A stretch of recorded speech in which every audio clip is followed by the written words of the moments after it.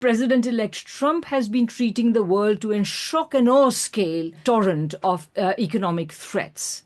He's threatened, of course, to impose tariffs on all and sundry and to deport 11 million people from the United States. He's threatened to buy Greenland. He's threatened to take back the Panama Canal.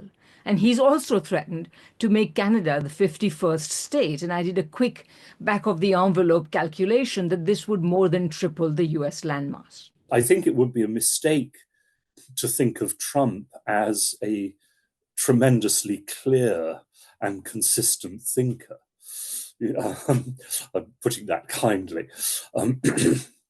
He is extremely impulsive, and his impulses are towards American power. Hello and welcome to the 39th Geopolitical Economy Hour, and Happy New Year to everyone. As you know, this is the show that discusses the fast-changing political and geopolitical economy of our time. In the United States, the liminal period between the November 5 election and the January 20 inauguration has already been, to say the least, very turbulent, and it's not over yet. President Biden has been doing everything in his power to tie the hands of the incoming Trump administration on as many policy fronts as possible. He makes sure that all the money is allocated under his signature economic legislations and allocated to Ukraine gets spent. He puts limits on Arctic drilling. He pardons Hunter Biden after promising not to do so. Meanwhile, President-elect Trump has been treating the world to a shock and awe scale torrent of economic threats.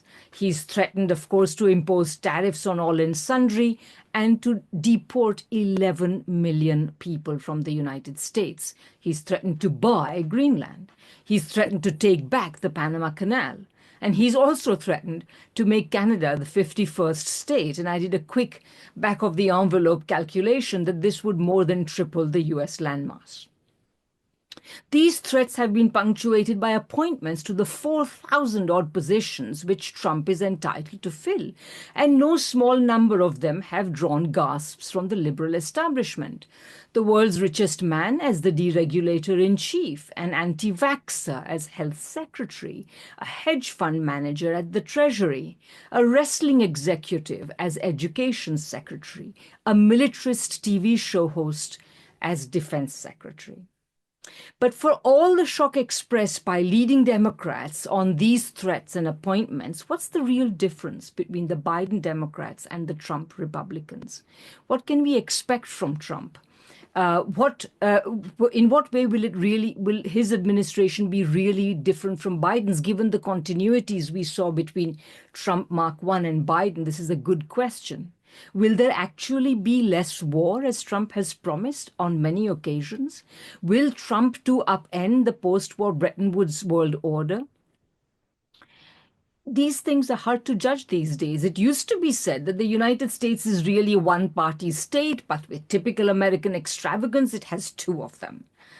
In recent years, however, we have been treated to a barrage of analyses of the alleged populism of the Trump administration, which is then contrasted very sharply with the allegedly more normal politics and sane politics of the Biden Democrats.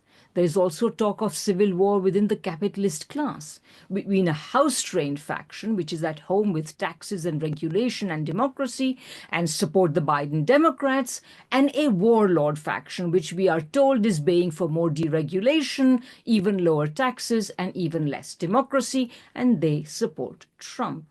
And some have also argued that these latter folks, a counter elite, if they are also called, they will use their power in Washington to usher in a new post-neoliberal order.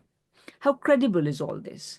With me to discuss all this is Anatol Lieven. Anatol is director of the Eurasia Program at the Quincy Institute for Responsible Statecraft and has also been professor at King's College, London. He's also been a journalist and author of many award-winning books on parts of the world as different from one another as the Baltic Republics and Pakistan. And of course, he also takes a particular interest in Ukraine and Russia. So welcome, Anatol. It's great to have you here. Hello, it's very nice to be with you. Thank you. Well, Anatol, you have observed and studied so many parts of the world, and you are now based in Washington, D.C. In your work for the Quincy Institute, you have for the past many years, I believe the Institute was set up in 2019. So you have been recommending a less warlike, less militaristic foreign policy on the part of the US, urging successive governments to engage in more responsible statecraft. Perhaps you can start off our discussion by talking about whether you have any hopes of that from the Trump administration, given that Trump's choice of Foreign Secretary is Marco Rubio and of Defense Secretary is Pete Hegseth. What do you think this portends for US foreign policy? Please start us off. Thank you. Well, Trump, I think, will make an attempt to reach a peace agreement in Ukraine. That is perhaps the one good thing that can be said about him in international affairs. That's not to say that he will succeed, because what his designated chief negotiator, General Kellogg, has said would, in fact, rule out an agreement with Russia. But at least, unlike the Biden administration, they do want peace and they are anxious to talk. So there is some hope there. But of course, this desire for peace in Ukraine is largely driven by a desire to concentrate resources against China. And of course, in the Middle East, terrible as the Biden administration's record has been, it can always get worse. And a great deal of what Trump and his people have been saying would in fact make it worse. There is obviously the potential now for a full-scale Israeli and American attack on Iran. Now, that's not certain, however, because, on the other hand, Trump and, others of his leading followers too, have recognized that after Iraq and Afghanistan and the disaster of Libya, the willingness of the American public to engage in more overseas interventions has diminished hugely. They are capable of reading the opinion polls on that. And it should be remembered that in his first term, Trump went to the edge on a couple of issues, but he always backed away in the end. He does seem to have an awareness, which has, I have to say, evaded not just Republicans, but also Democrats over the past generation, of, the riskiness and the unpredictability of war. So that's, obviously our hope. But, his capacity for economic disruption through a full-scale tariff war, not just against China, but also against Europe and Canada and Mexico, is also extremely great. It may, however, not come to that, because what we've also seen on the immigration issue, above all, but this seems to be more widely true, is that the capitalist, big capitalist, if you like, wild capitalist, but still self-interested, as they all are, wing of the Republican Party, but also of Trump's own personal support in the form of Musk and Ramaswamy, have started pushing back very strongly against the MAGA populist Republican side. Now, as I say, this has come out first in the form of support for continuation of existing system of H-1B visas, but I think it's quite possible to imagine that when it comes to a full-scale tariff war, American capitalism will manage to enforce certain limits because of the damage that they can see this doing. But also, of course, tariffs without an industrial policy, which the Trump team seems entirely to lack, would not build up American industry, and it would, of course, greatly increase consumer prices of consumer goods for the American public. Now, that is not a recipe for winning the midterm elections or the next presidential elections. So that I think there is a possibility that Trump's bark may prove worse than his bite. But I mean, on the other hand, of course, this would also mean that the positive aspects of the populist agenda, as represented to some extent, only of course to some extent, but still, by J.D. Vance, in terms of support for unions, in terms of concentration on, the need to defend wages and living standards, the opposition to wild capitalism, the crossover on certain issues with the Bernie Sanders wing of the Democratic Party. What this means is that would also fly out of the window. Mm-hmm. Now, if the Democrats were wise, they would use this as an opportunity then actually to adopt a truly left wing. I mean, we're not talking, serious radicalism here. We're talking about New Deal policies, which, of course, ever since the 1990s, or before, the Democrats have completely abandoned. That's where the Democrats should go in response to this. But once again, I mean, the entrenched power of, American capitalism. I mean, coupled, I have to say, with the way in which so much of the so-called left in America has been willing, to allow themselves to be diverted into what many of us traditional social democrats would regard as dreadful, distractions and side issues, does not give me great hope in that regard. I hope I'm wrong.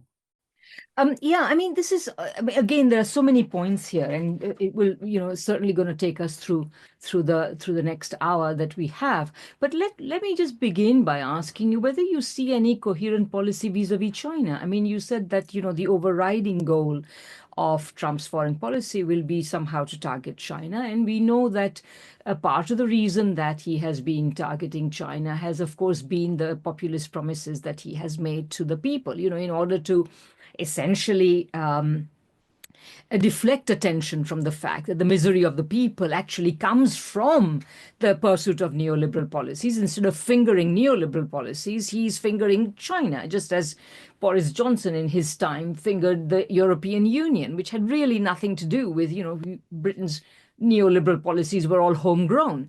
But anyway, to come back to the Trump thing. So on the one hand, he wants to do that. On the other hand, he clearly sees China's rise as a threat to American power. And that's the other thing as well. If you could comment on exactly where Trump stands on American hegemony. I put it in heavy quotation marks because I personally think there never was any such thing.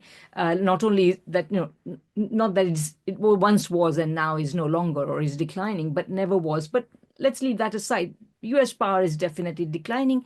Chinese power is rising. So between the populist promises, between the threat represented by China to American power, and of course, the investment many American CEOs have in China, and then the threat many other American CEOs feel from China. So where would you see what's driving Trump's China policy?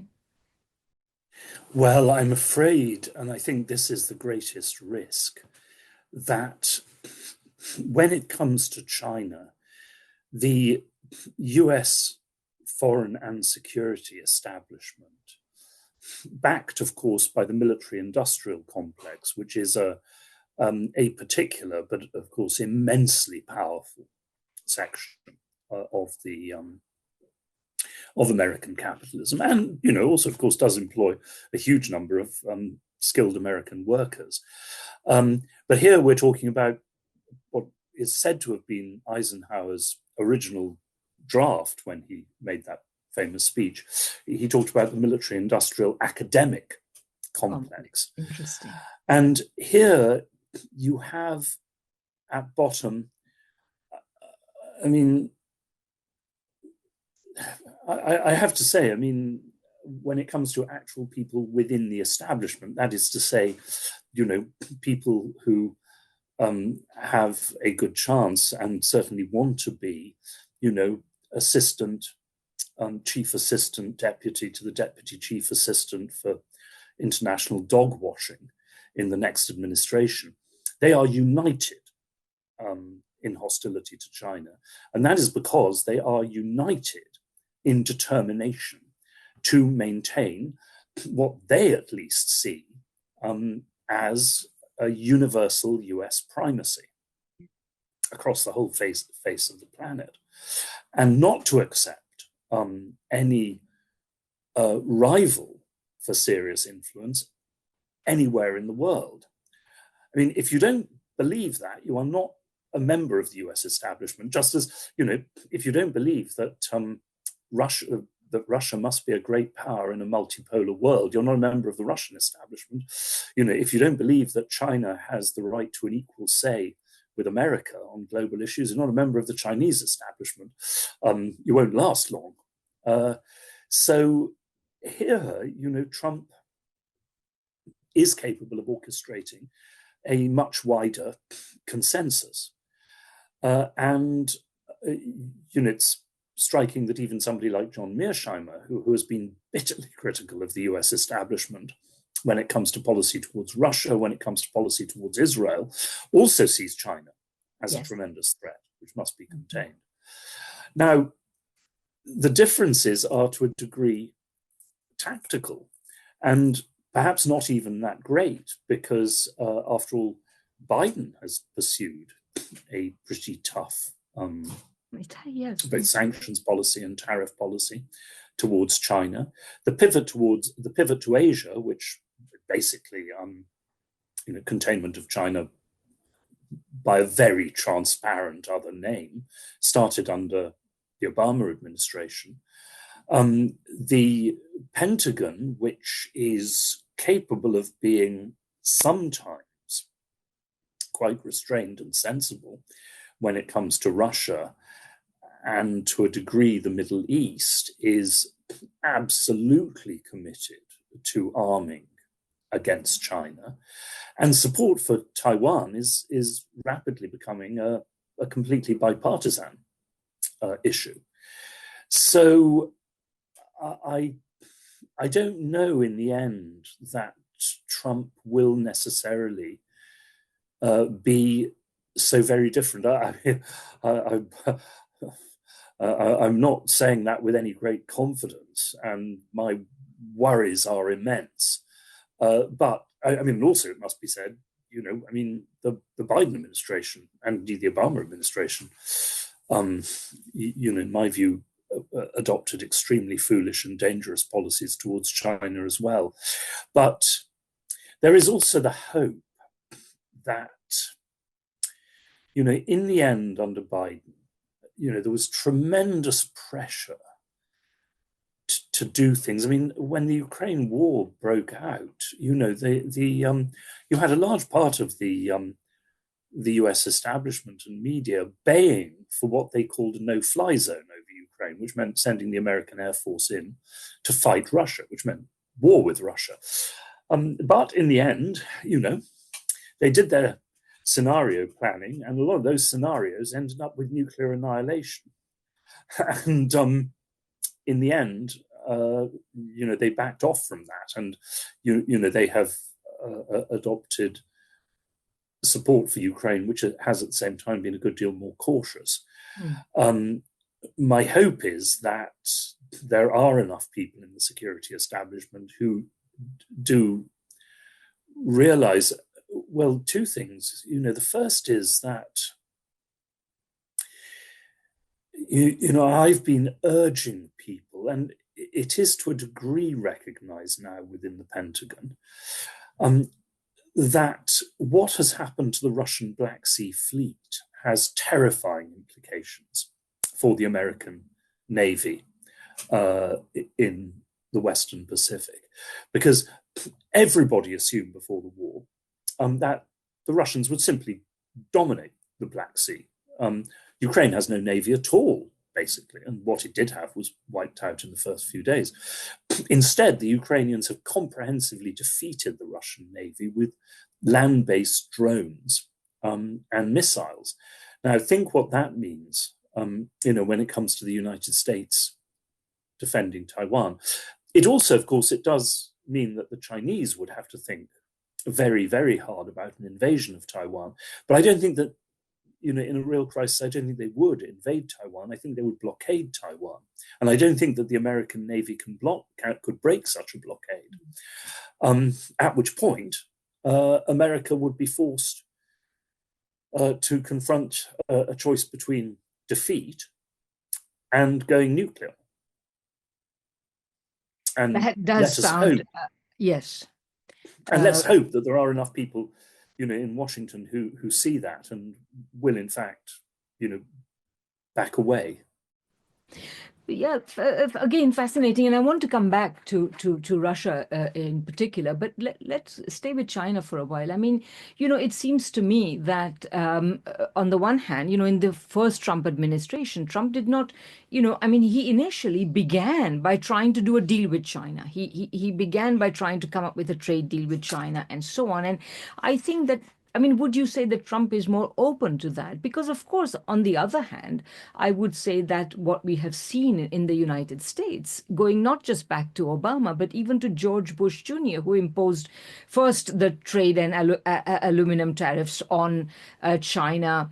And I think basically after China joined the WTO, within a few years of that, the Americans were quite aware that China's economic power was rising, that China was not going to be satisfied with being sort of the producer of low-tech, cheap goods for the US market, that it had other intentions, etc. So I would say that explains a lot of what has been happening. So you have seen a sort of rising tempo of anti-Chinese sentiment with every succeeding administration. And the Biden administration, rather than drawing back from it, actually intensified the economic war, the technological war against China.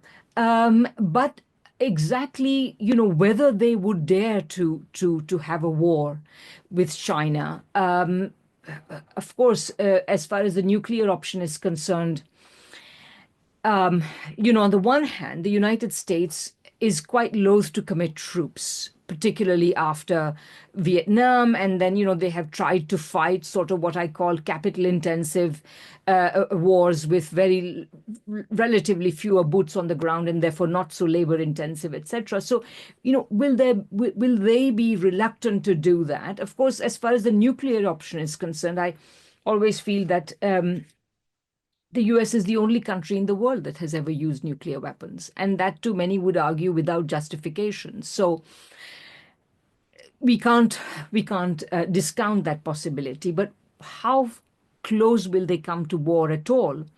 And who will be driving it? Will it be the military-industrial establishment? And how coherent is it, etc.? The military-industrial establishment needs tension in order to drive its profits, well, its very existence to a degree. It doesn't necessarily need war. Yes, war exactly. can, some wars can be very good for business, but of course, some wars, especially if you lose them, especially if it turns into a nuclear war, is going to be very bad for business indeed. There was a nice phrase about the US generals under Clinton in the 1990s, that they were tremendously aggressive, but only about their budgets. Yes. Actually, they really didn't want to fight anywhere very much. And I think, Iraq and Afghanistan have reinforced that. But of course, here, the risk is not, I mean, of course, it's not just the hawks. I mean, the US and the British, for that matter, I can't speak for the Canadians, security establishment in general go on and on and on and on about the origins of the Second World War and appeasement and Munich. Yes. But a much more worrying parallel is, of course, with the origins of the First World War, which nobody actually wanted. I mean, nobody set out with that in mind. Some of them, I mean, leading members of the Russian establishment, were absolutely convinced that this was indeed going to be a disaster, which it was. But they, through a whole set of steps and their entire underlying ideology, of course, of nationalism and national power and imperialism, trap themselves, the title of a famous book, The Sleepwalkers, trap themselves onto a path dependency, the academic phrase, in which, when it came down to it in July, August 1914, they eventually felt they had no choice but to fight, to go to war, or at least to run a very high risk of war. And then, of course, the other side responded accordingly. And the result was disaster. So it is entirely possible to imagine a situation in which, without, recognizing all the risks and not actually wanting a war, through a whole set of reciprocal steps, China and Russia do indeed, China and the US do indeed end up going to war. But as I say, in the case of Russia, look, I mean, yes, America, dropped nuclear bombs on Hiroshima and Nagasaki, but the Japanese did not have nuclear bombs to drop in return. Yes. If they had, I don't think the Americans would have done it. No. And during the Cold War, in the last resort, the fear of nuclear annihilation, I mean, my God, we came pretty close a whole number of times, but in the end, just managed to pull back. So, I mean, my hope is that we will do so. As you know, Sergei Karaganov says that the United States has lost that sense of dread of nuclear war.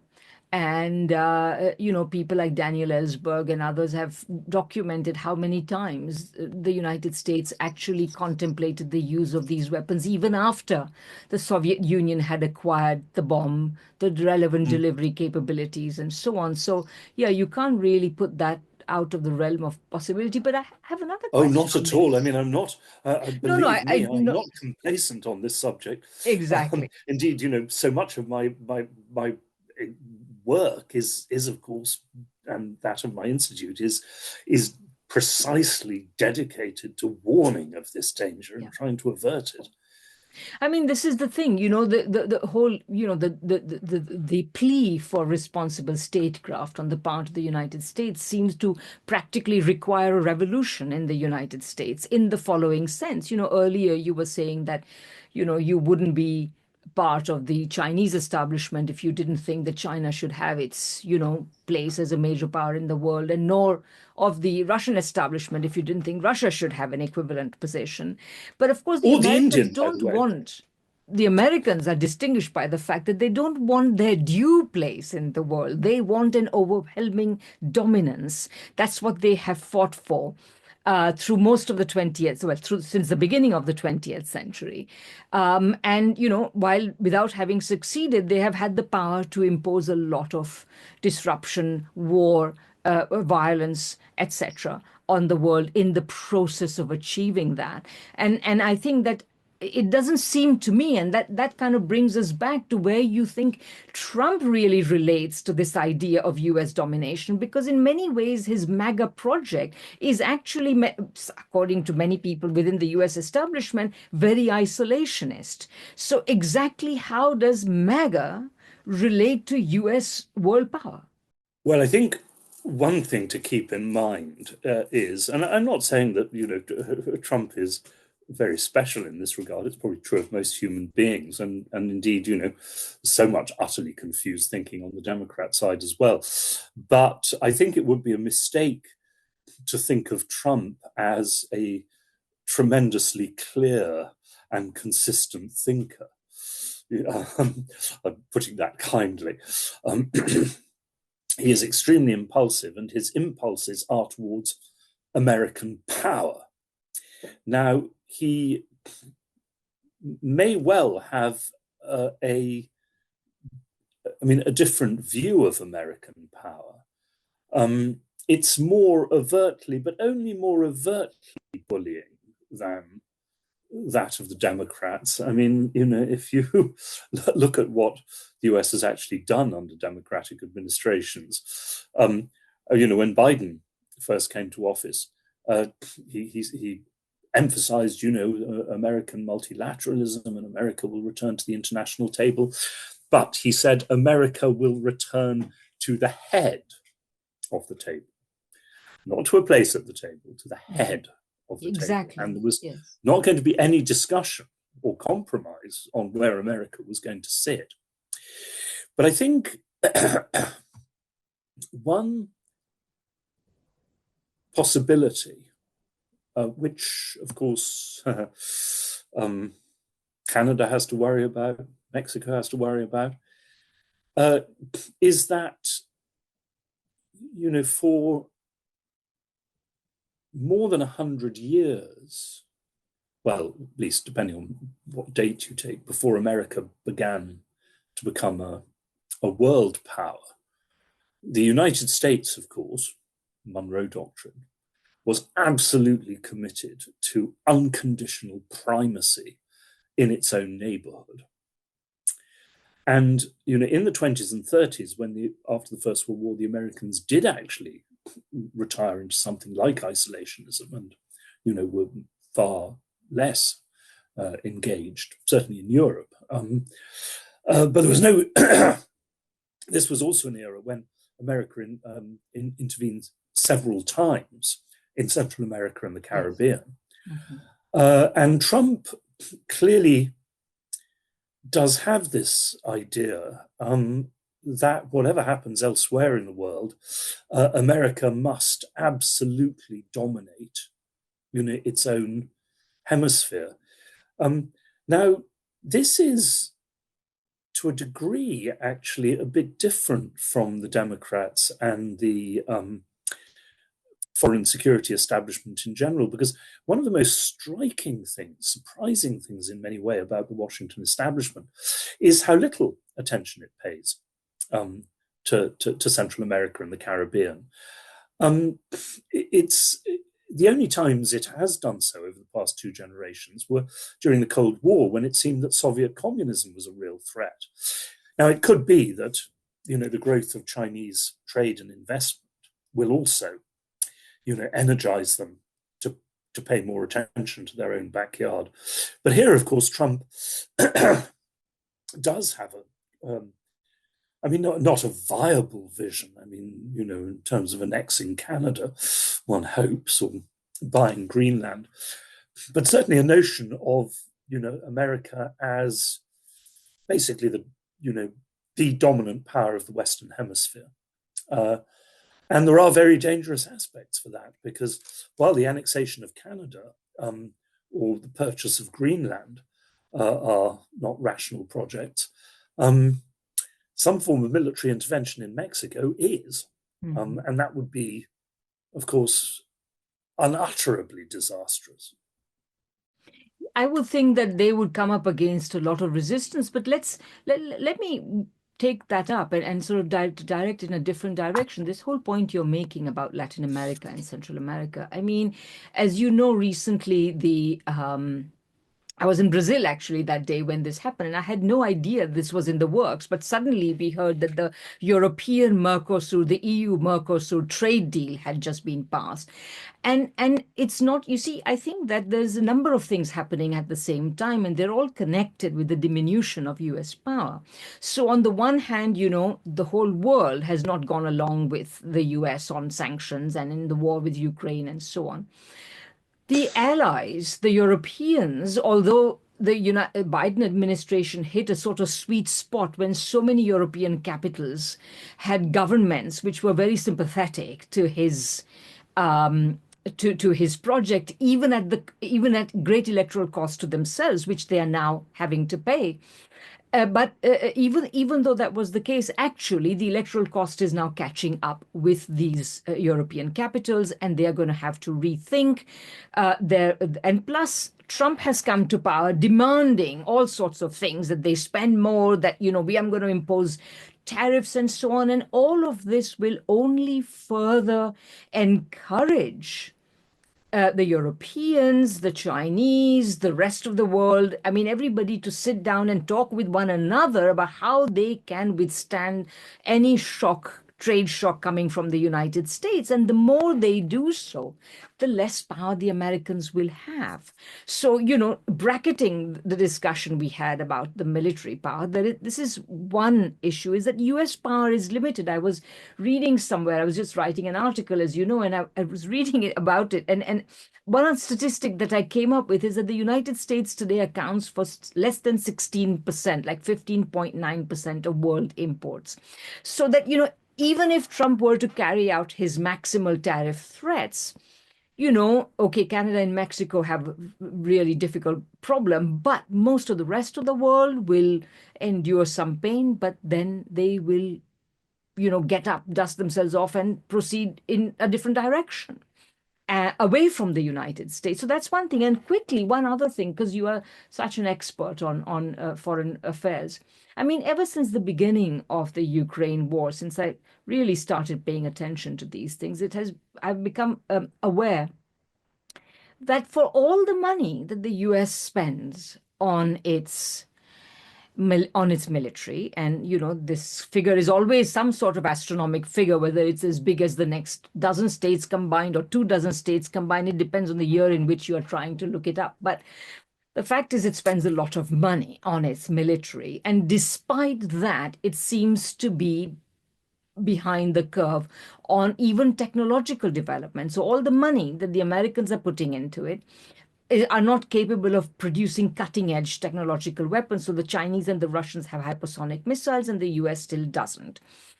And moreover, all this money is not leading to the adequate quantitative production of the weapons that are needed to fight even a proxy war like Ukraine, let alone if the US were to instigate a war with even Iran, let alone China, where would they be? So if you'd comment on those things, yeah.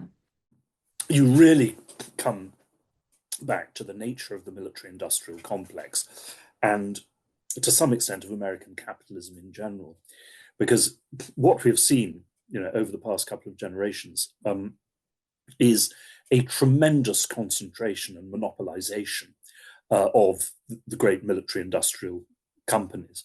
I mean, to a great extent, there are now only three, and of course, this leads to exactly what could have been predicted, which is price rigging. They and not just price rigging, but also not quite the dictation, but tremendous influence on the kind of weapons that the United States buys, which are, of course, I mean, if you want to look at why, amazingly, the United States has not been able to produce nearly enough 155 millimeter shells for Ukraine, while producing very small numbers of F-35 aircraft and, aircraft carriers and destroyers which can't fight in Ukraine. The answer is quite simple. Shells are cheap. Yes. They are not profitable, whereas enormously expensive, high-tech platforms are very profitable indeed. And of course, the absolutely incestuous nexus between retired generals serving in the military industrial complex for huge profits just absolutely entrenches that. The US is far behind in the production of drones. Drones are cheap. But I mean, when it comes to the US Navy, there is also a reason for this.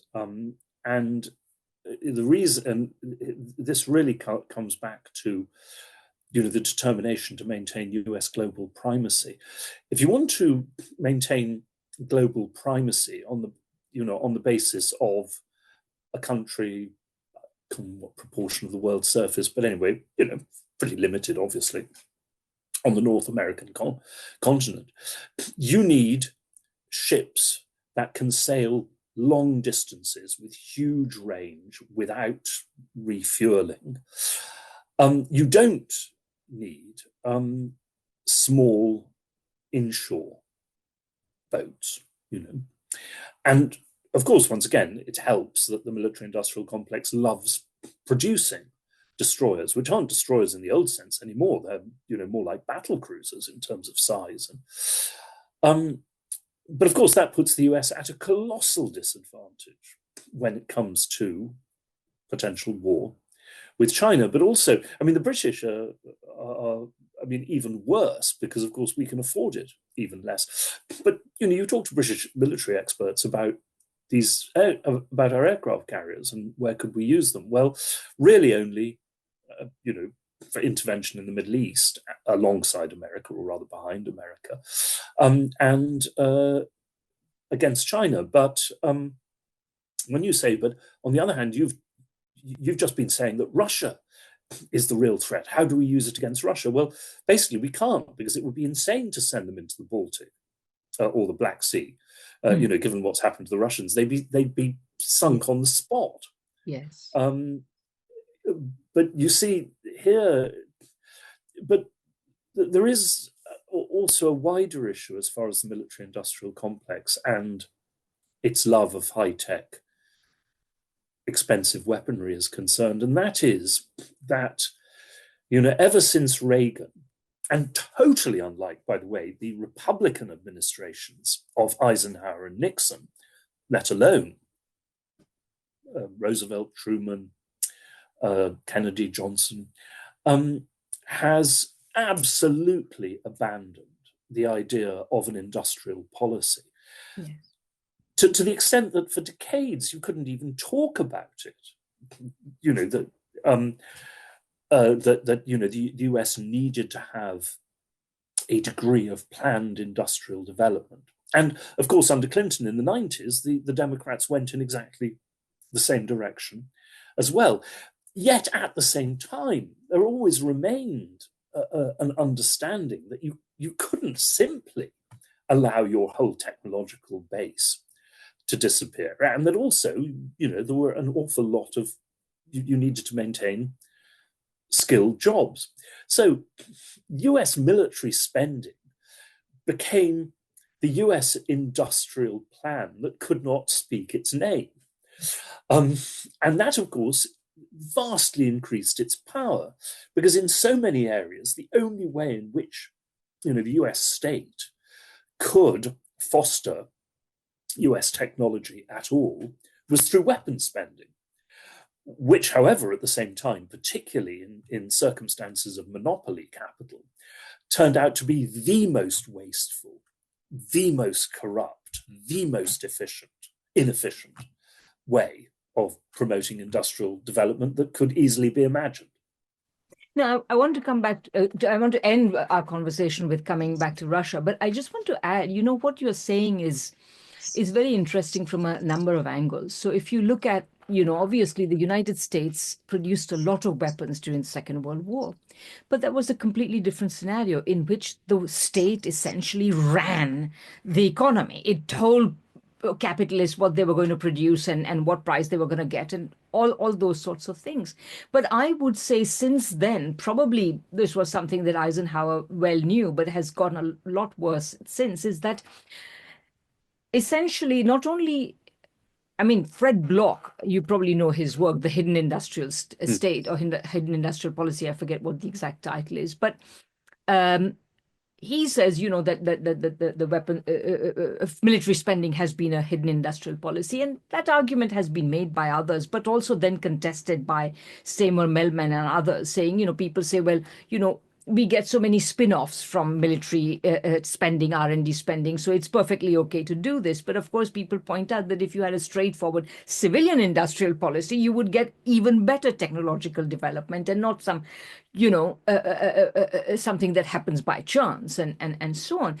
But the point is, we've now come to the stage where it's not even such an industrial policy. Rather, industrial policy has become a way or a name for giving subsidies to big corporations. Because you can't have industrial policy unless the state has somehow acquired the authority to tell powerful capitalists and their corporations what they're going to do and what kind of results they're going to get. And that's one thing. And second thing is really, this whole thing, what you're pointing out about drones and how these really big weapons are now seeming extremely vulnerable to these new sorts of military technologies. It really reminds you of, why the US ultimately lost the Vietnam War, is because it was essentially fighting a people that could not countenance defeat. And they were morally committed, politically committed to winning. And so I think that we're looking at a different version of that. Iran or Turkey or whatever, they have an investment in their own security, which is far greater than America's investment in world domination. And so in the end, they're going to win, aren't they? I mean, yeah. Well, from that point of view, though, it depends on who you're talking about, because the Chinese and Russians can win or at least compete successfully because they also have very strong industrial technological bases. Vietnamese, Algerians, so many people in the last years of colonialism can win if the imperial power has to or chooses to fight them on their own ground. But I think, what is happening in the Middle East today has very sinister implications and will, I believe, drive more and more countries to develop nuclear weapons because, of course, apart from Gaza and, the immediate areas of southern Lebanon, the Israelis, even in Gaza, of course, have not relied on troops on the ground. They have relied on their ability to bombard other places, and those countries have not been able, or those movements have not been able to resist that. And of course, the growth of unmanned vehicles and missiles, makes that even easier to a quite terrifying degree in many ways, because, in the past, you did have to reckon, Yugoslavia notwithstanding, that, against, as in with North Vietnam, against a country with serious air defenses, you were going to lose a fair proportion of your planes and therefore your pilots. And it wasn't that the planes mattered so much, but the loss of pilots certainly did. Now you don't even have to risk that. Yeah. You can potentially blast the Iranian economy to pieces doesn't that from make a safe distance. Doesn't that make Israel also equally vulnerable to the use of the same technologies against Israel? Like, didn't I read the other day that there was a Houthi missile that made its way into Israel, and that the Iranian shower of weapons on Israel a few months ago was precisely designed to detect exactly how the so-called Iron Dome works and so on. I mean, don't you think Israel is equally vulnerable to the use of these weapons? Only if China and Russia decide massively to arm Iran, which so far they have backed off from doing because, actually, contrary to American propaganda, they don't want more war in the Middle No, of East, course not. They don't. Yes. for their own reasons. But I mean, if you look at what Israel has been able to do to Lebanon and Hezbollah, and what Iran has been able to do in return, it just there's no parallel. Yeah. So from that score, America and its allies still have a great advantage. But once again, when you're dealing with countries at a much lower, technological and economic level. But the other thing, I think, point to be made about the failure of the military-industrial complex, and this is especially dramatic in the case of Britain, but it's becoming, and Europe, it's becoming more visibly so in the case of the US as well, is that it is very hard, if not impossible in the long run, to maintain a successful military-industrial complex without a wider industry. A key part of the problem that so many countries, including the US, have had recently in producing warships is that the US still and Britain have military shipbuilding industries, but they have no commercial shipbuilding industry. It's gone. It's gone to China and to some extent Korea and other countries as well.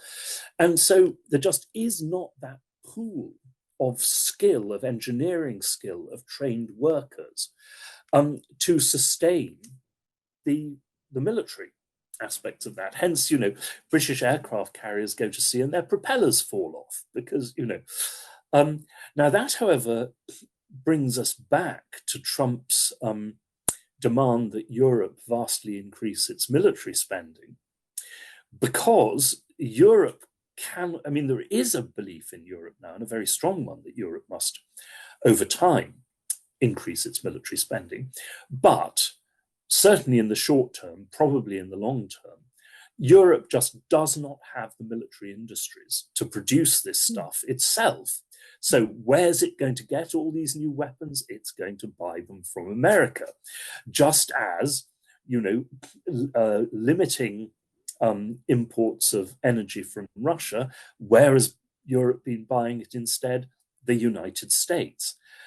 Now, you were talking about how, the backlash in Europe, that I think is going to be one of the defining issues of the next few years, as more and more European publics turn against the costs of supporting the US empire. But on the other hand, of course, within Europe, within the security establishments, to a quite extraordinary degree, if you travel through European think tanks, they are absolutely unconditionally. I mean, this has long been true of Britain, but now it's true of Germany and even remarkably France and Italy. Whatever the publics think, and by the way, these think tanks express overt contempt for the publics and democracies, but the security establishments are, it's more than slavishly, they're almost organically subservient to the United States and committed to to US universal power. So, we're already seeing colossal political battles coming. And that only underlines the point that you were making. I didn't know that Eisenhower originally wanted to talk about the military, industrial, and academic complex, because I think that's exactly what you've got in Europe right now, this Atlanticist consensus that exists only among them. But, you will more and more hear, an academic establishment can be discredited very quickly. If everything that it's been proclaiming, asserting, assuming comes a cropper. And we are looking at a point at which, I just don't, what will happen in the next German election will be very interesting because, of course, Germany has really fallen most steeply over the past to almost 3 years now. Maybe if you can reflect and particularly, take Germany and talk about what really you think has happened. Why would a government agree to cut off the very branch, the energy branch on which its economy is sitting? It's just bizarre. But also, how do you think this will all feed into whatever sort of resolution we might see to the Ukraine conflict? Well, I mean, if it were only think tanks and academia, then yes, they could be discredited. But you have to remember that this extends across dominant swathes of the media as well. Then, of course, too, the so much of the left, with the German Greens absolutely, exemplifying this, really fell for the humanitarian intervention business, which depends totally on American power. Then, of course, you have the growing power within Europe of the East Europeans, some of whom, not all, but certainly the Poles and the Balts, for historical reasons, are pathologically hostile to Russia.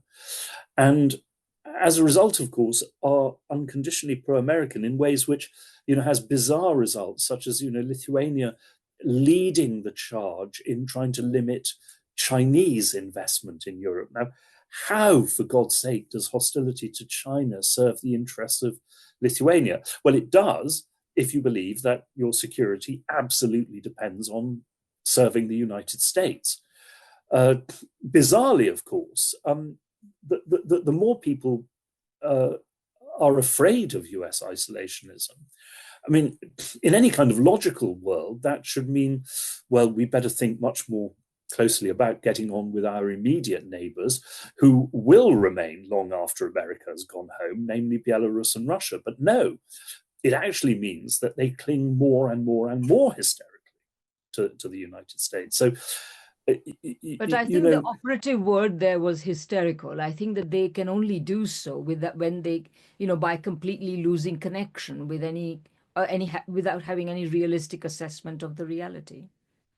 I entirely agree, but well, I was about to say whoever ever said that human beings were rational. Unfortunately, of course, our entire modern civilization, to a degree, is built on the belief that human beings are basically rational, which could well be, to a great extent, a fundamental error. Alas. Well, I think irrational human beings and even societies will soon meet their end in the end. So.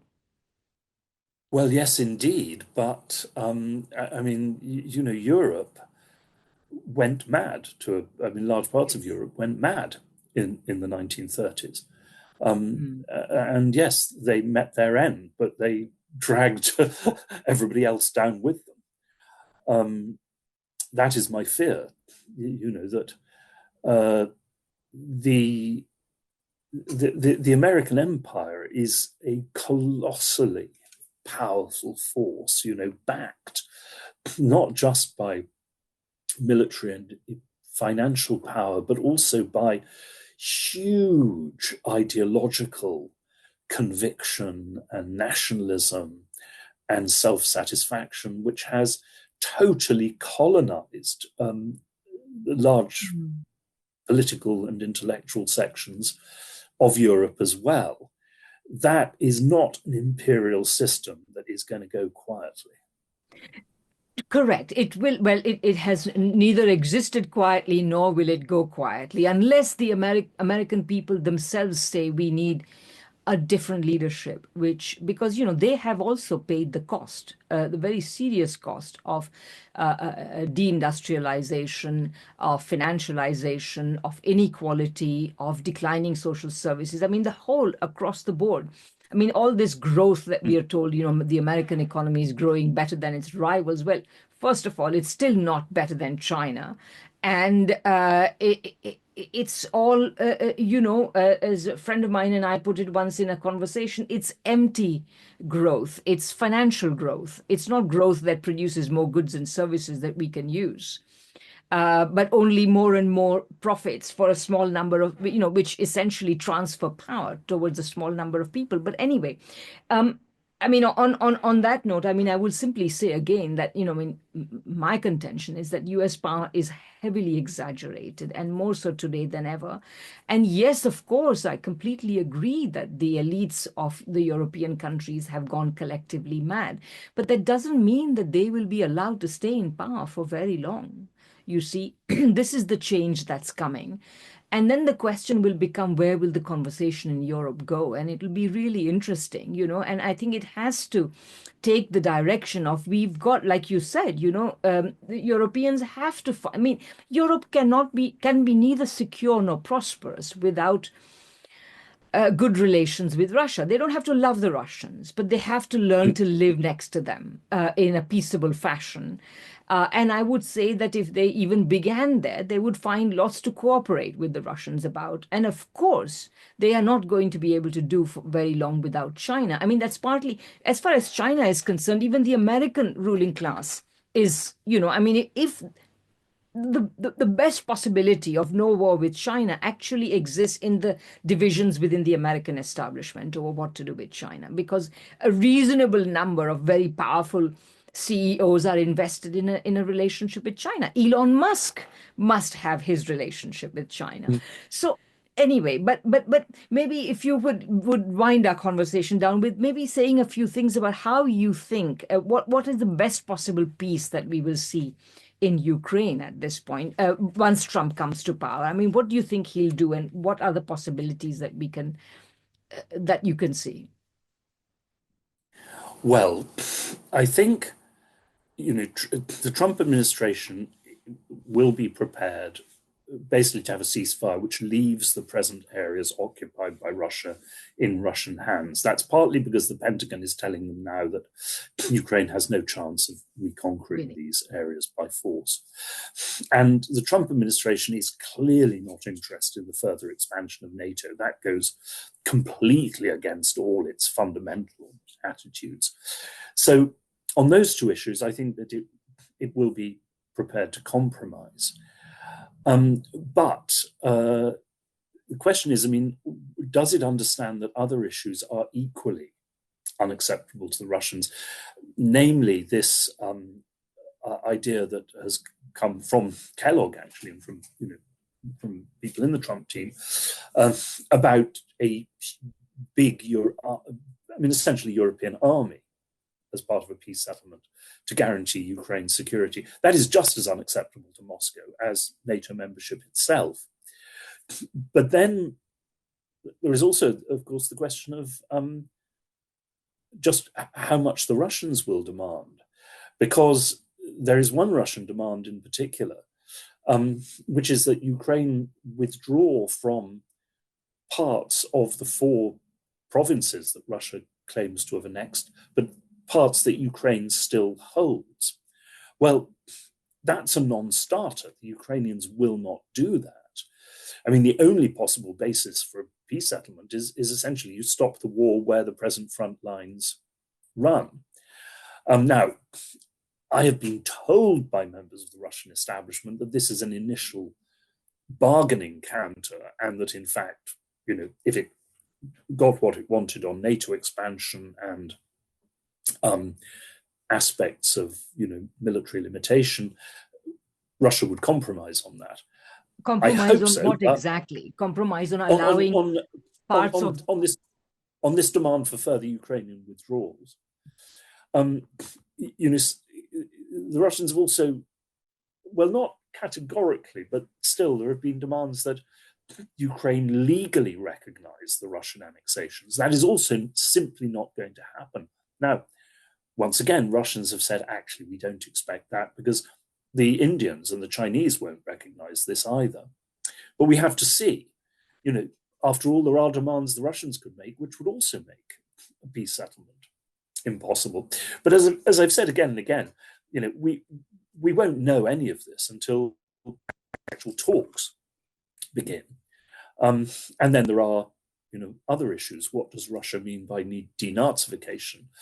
What does it mean demilitarization? All of it, this will be a long process of negotiation. But on the other hand, of course, it can't be too long because time is not on Ukraine's side.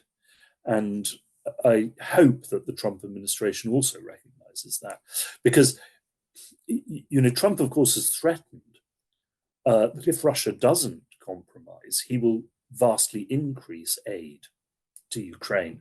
But I don't think that that is actually a credible threat, because he could do it possibly for 1 year, but he isn't going to, that's the whole point. You can't do that just for 1 year. You have to do it for every year, for years to come. And I really don't think that Trump would want to do that. So I am modestly hopeful when it comes to a peace settlement on Ukraine, but much more worried about the Trump administration and Israel in the Middle East and vis-a-vis China. I mean, again, two very quick questions. Number one, what is the Trump difference vis-a-vis Ukraine? Like, what difference will Trump make? Because we know that, of course, even the Biden administration was just waiting until after the election, which it, of course, hoped to win, or hoped that Kamala Harris would win before they would stop further aid to Ukraine, etc. They just didn't want to have to admit defeat before that. So what is the Trump difference? And then, yes, indeed, Israel, where do you think that will go? Where do you think Trump's going to take that?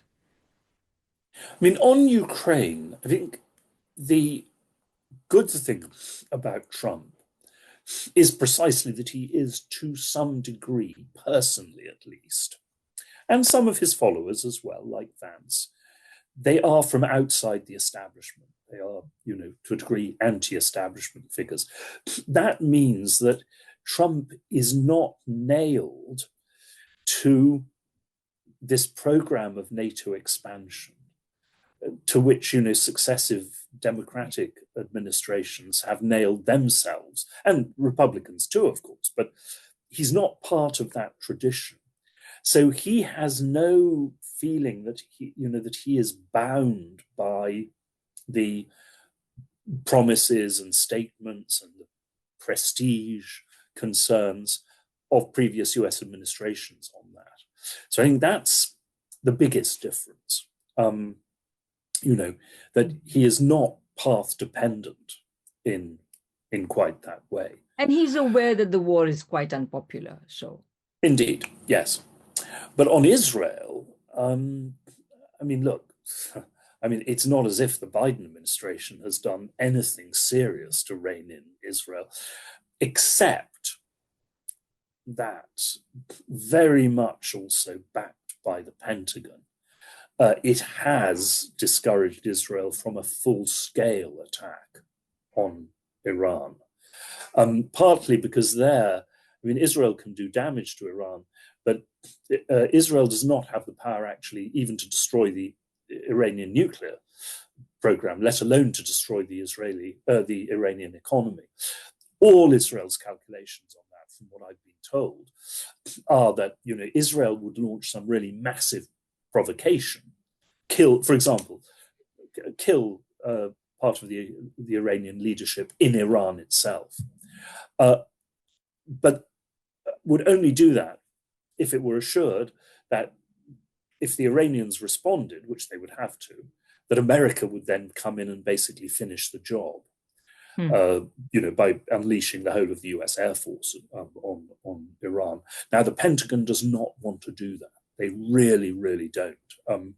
In part, of course, because, well, in very large part, because of China. I've often said that if I were a conspiracy theorist, which I'm not, the only way to explain American policy in the Middle East over the past 25 years would be that it was designed in China, since China is the only country that's benefited, and unless you count Israel. But I believe that actually Israeli policies are disastrous for Israel in the long run. But that is my great fear. You have within the Trump administration people who are clearly not even committed to Israel in the way of Blinken, which is obviously a deep emotional attachment, but who are actually, who are fanatically committed to Israel, like Huckabee, like a new ambassador, and that could lead them into some, horribly dangerous and criminal actions. Now, of course, within Europe, there is a deep ambiguity there, because on the one hand, such a demonstration of American aggression, recklessness, criminality would undoubtedly, strengthen the anti-war and anti-Atlanticist left in Europe. But on the other hand, the terrorist attacks within Europe that would follow from that would strengthen the populist right, who are, of course, completely incapable of distinguishing between Shia and Sunni and Iran and ISIS and any of these things. And that could actually tragically lead to increased support for America and Israel in the Middle East. So we have to Does see. not look good. Yeah. On a very, how can I say, very sad, very dreadful note, I suppose we should wind down our conversation, which has been going for a little over an hour. But thank you so much. I think this has been extremely enlightening. And I hope you'll come back, because I'm sure that particularly after January the 20th and the weeks that follow and whatever we see happening vis-a-vis Ukraine, it would be wonderful to talk to you about that again sometime. It would be a great pleasure. Thank you. Okay, great. Thank you so much.